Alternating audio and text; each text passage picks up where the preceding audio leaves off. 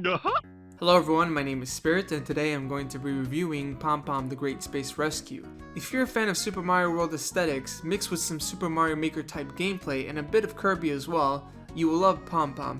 In fact, I was having so much fun with Pompom that I forgot that I was recording and like 2 hours flew by. Before we get more in depth about the game, I want to tell you a little bit more about the developer who made the game. Willem Rosenthal. He started working on the game as a project that grew out of a Game Maker Toolkit Jam in 2018, where it was ranked 13th out of more than 1,000 games.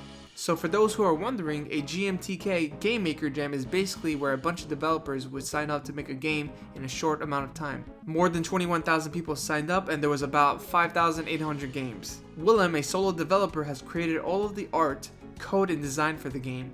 On his Steam page, he has quoted to say, "The 90s was my favorite era for games. Back then they were made with smaller teams and quicker time frames with more experimentation and less of a focus on modern game design concepts like the gameplay loop, and more of a design ethos simply built around what was fun or interesting.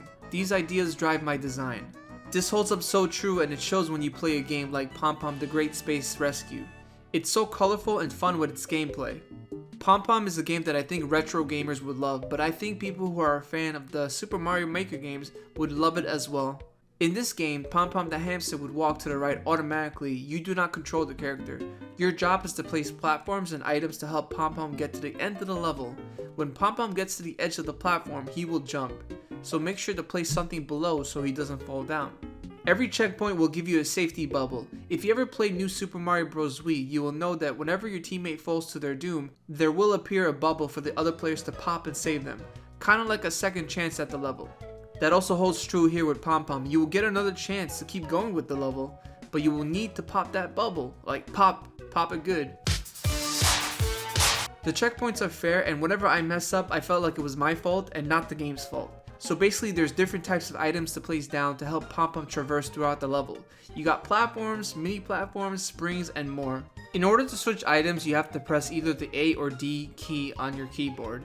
You could press the spacebar to slow down time so you can place these objects, but it's limited. Yes, I was using keyboard for this game. As much as I would love to use controller, I just feel like this game is better suited for keyboard controls. Now let's talk about some of the things that I liked about the game. For starters, I really do appreciate the story. It's short and to the point.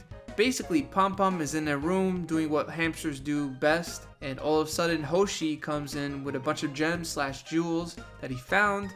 Now the bad guys teleport into the room and they kidnap the kid. So go Pompom, go rescue kid. That's really all you need to know.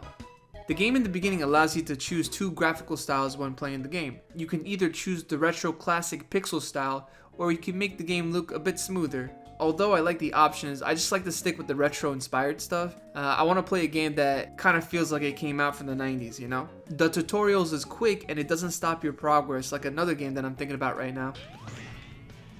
No, please. The overworld map reminds me a lot of Super Mario Land 2, and I love that game so much growing up. The game just oozes Super Nintendo charm, and every second of this game is just appealing to the eyes. As you could tell, this game is inspired by the Mario games, and a bit of Kirby as well aesthetically. When I look at this game, it reminds me a lot of Super Mario World, and it's never a bad thing. The music is really nice to listen to. Got that retro vibe to it, can't get enough of that. There's really not much bad to say about this game. If there's anything, I'd say that whenever Pompom jumps off the platform, you don't really know how far to the right he's going to jump, so you have to plan things accordingly. I wish you could slow time a bit longer in the game. When you press the spacebar, you only have a limited amount of time to place platforms and items, and sometimes you have to switch items in your inventory. On keyboard, it's a bit difficult because you're doing a few things here and there. Still, the challenge is not really that bad. Collecting coins throughout the levels is a bit hard because you have to place the platforms just right.